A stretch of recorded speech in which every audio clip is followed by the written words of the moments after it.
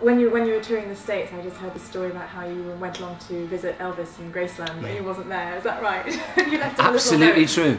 We said, we were there in '65, and we said to this guy on the tour, "Oh, we'd love to go, you know, to Elvis's house." He said, "Well, come on, it's not far from here." Yeah. So we drove up to the gates, and there was nobody there.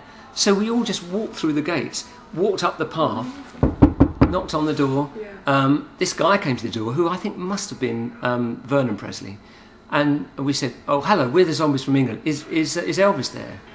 And he said, "No, but he's away filming. But he'd be really sorry to have missed you guys. He loves you guys." And we thought, yeah, but it's very sweet of him to be so hospitable, you know. Yeah. He said, "But have a look around." So we had a look around the place and walked around the garden. Had a quick stroll around the house. You know, what was the house like? Was it pretty? Well, it was. Well, it's what you always imagine, but at the same time, you know, maybe this is our politeness.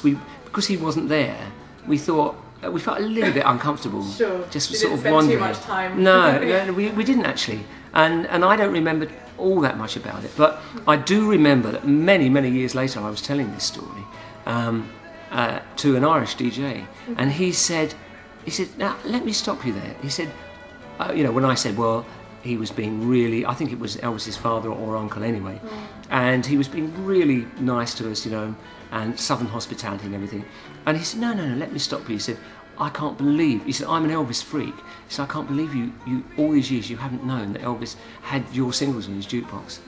And the thing was, I remember, you know, what turned me onto rock and roll was Elvis singing Hound Dog. I mean, that was I hated pop music before that, and I heard Elvis sing Hound Dog, and it turned my whole world around. Yeah. And then just 10 years later, you know, to imagine that he was listening to our music, and us, you know, skinny little 18-year-old kids from England. Yeah.